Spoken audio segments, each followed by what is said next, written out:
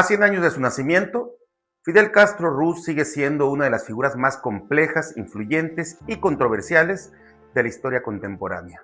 Un día como hoy, 13 de agosto, pero de 1926, nació en Virán, Cuba, un hombre que terminaría cambiando para siempre la historia de América Latina. Un hombre que durante décadas desafió a la mayor potencia del planeta. Un hombre capaz de inspirar admiración absoluta en millones de personas y rechazo profundo en millones de sus críticos. Un hombre que convirtió a una pequeña isla del Caribe en un actor geopolítico mundial. Ese hombre fue Fidel Castro Ruz. Pero hoy, cuando se cumplen 100 años de su nacimiento, no quiero hablar de Fidel desde la adoración ni desde el odio, porque las figuras históricas de esa dimensión no caben en una sola palabra. Para unos, Fidel fue un símbolo de dignidad, soberanía y resistencia. Para otros fue el arquitecto de un sistema político que limitó libertades y produjo un éxodo humano de enormes dimensiones. La historia seria no funciona con santos ni demonios, funciona con preguntas. Y la pregunta central de esta videocolumna es: ¿cómo un hombre logró construir una revolución que sobrevivió 6 décadas frente a Estados Unidos, pero terminó dejando una Cuba que después de su muerte todavía busca definir qué queda realmente de aquel proyecto? Esta es la historia de Fidel Castro, la historia de una revolución y también la historia de una revolución que pudo perderse a sí misma. Para entender a Fidel Castro, hay que entender primero que nadie construye un movimiento histórico completamente solo. La Revolución Cubana nació de una generación de hombres con nombres que hoy forman parte del imaginario latinoamericano. Abel Santamaría, Aide Santamaría, Vilma Espín, Camilo Cienfuegos, Ernesto Che Guevara y muchos hombres y mujeres que creyeron que Cuba necesitaba una transformación profunda. El primer gran capítulo fue el asalto al cuartel Moncada el 26 de julio de 1953. Fue una derrota militar, pero una victoria simbólica, porque aquel fracaso convirtió a Fidel Castro en un líder nacional. Después vendría el exilio, y aquí aparece un capítulo fundamental para México.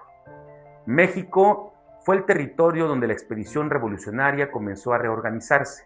Fue ahí donde Fidel encontró al Che Guevara. Fue ahí donde se preparó la expedición que cambiaría la historia de Cuba. El barco Granma, una embarcación pequeña, un grupo reducido de hombres, una travesía imposible, pero también el nacimiento de una de las imágenes revolucionarias más poderosas del siglo XX. El desembarco de Granma no fue solamente una operación militar, fue el inicio de un relato de resistencia, un relato de sacrificio, un relato que convirtió a Fidel, al Che y a Camilo en símbolos internacionales. Después llegó la montaña, la Sierra Maestra, la guerra revolucionaria y finalmente Santa Clara, la batalla donde Camilo Cienfuegos y el Che Guevara jugaron papeles decisivos.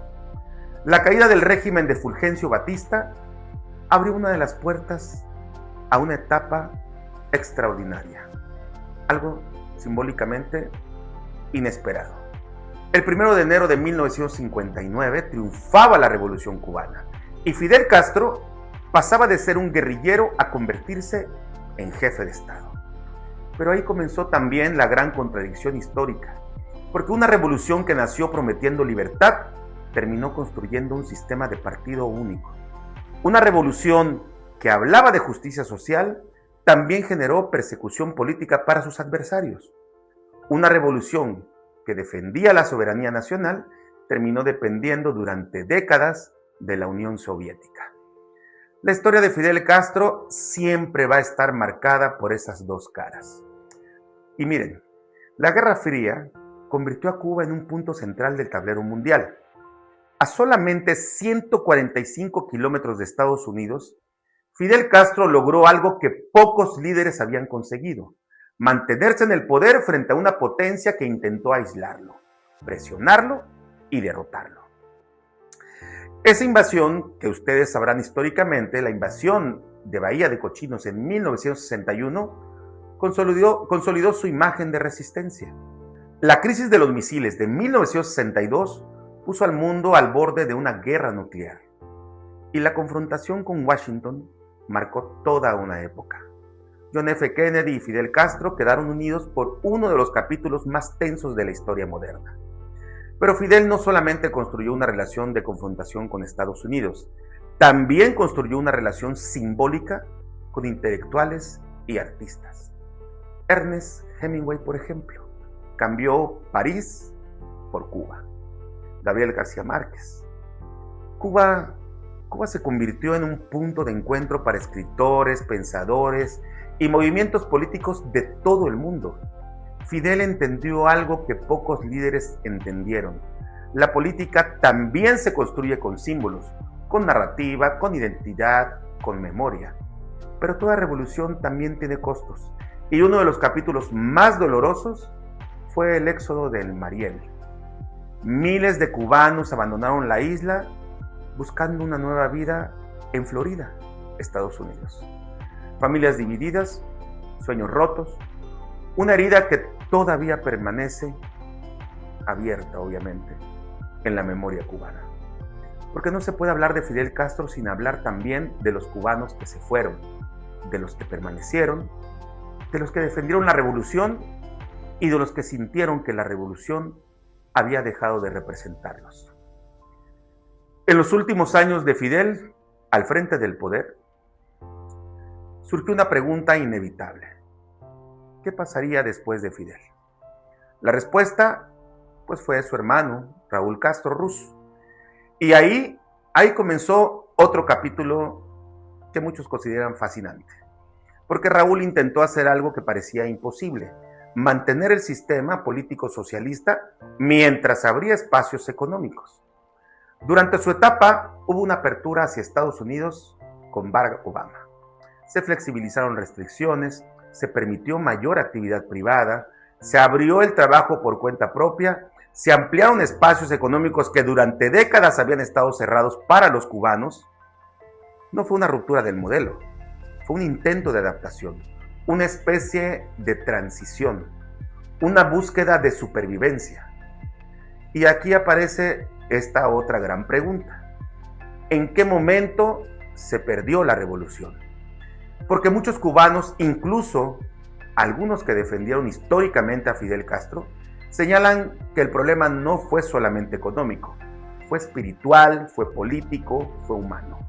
La revolución perdió algo fundamental: la conexión emocional entre liderazgo y pueblo. Porque miren, Fidel Castro podía pasar horas hablando y la gente lo escuchaba. Podía explicar, convencer, discutir, responder. Podía incluso gustar o no gustar, pero siempre estaba presente. Siempre daba la cara. Siempre era Fidel. Después, muchos cubanos comenzaron a percibir algo diferente. Un sistema más frío y burocrático, más distante, más administrativo, menos revolucionario. Y ese es el problema. Porque el problema es que dejó de ser solamente la economía.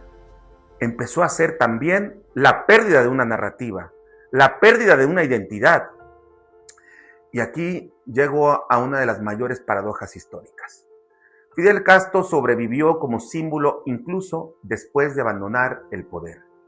Pero el sistema que creó comenzó a tener dificultades para sobrevivir sin él. Porque Fidel no era solamente un presidente, era la personificación de la revolución. Era su voz, su rostro y su memoria. Por eso, muchos cubanos, dentro y fuera de la isla, expresaron una frase cargada de dolor cuando Fidel Castro murió. No murió solamente un hombre, murió una época. Pero 100 años después de ese nacimiento, de ese ser revolucionario, la pregunta no debe ser solamente: ¿fue Fidel bueno o malo? Esa pregunta es demasiado pequeña para una figura histórica tan grande. La pregunta verdadera es: ¿qué dejó Fidel Castro en Cuba y en América Latina? Dejó una revolución que inspiró movimientos sociales y políticos. Dejó un sistema educativo sanitario, reconocido incluso por sus críticos.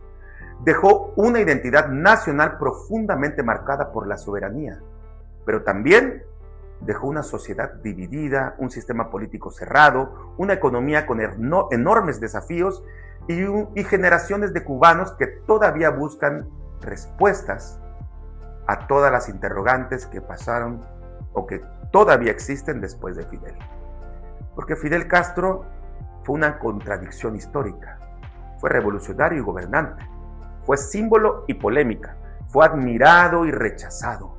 Fue capaz de desafiar a Estados Unidos, pero también incapaz de resolver completamente los problemas económicos de Cuba. Fue un hombre que marcó el siglo XX y cuyo fantasma político todavía camina por el siglo XXI. Hoy, a 100 años de su nacimiento, Cuba no solamente recuerda a Fidel Castro. Cuba se pregunta, ¿qué queda de Fidel Castro? ¿Qué queda de aquella revolución? ¿Qué queda de aquel sueño? ¿Y qué parte de aquella historia todavía pertenece al futuro? Porque las revoluciones no mueren solamente cuando desaparecen sus líderes, mueren cuando dejan de responder las preguntas de las nuevas generaciones. Y esas preguntas prevalecen. Esto es Juicios del Poder con Jonathan Estrella Internacional para Escudo de las Américas desde El Salvador. Aquí analizamos el poder sin permiso.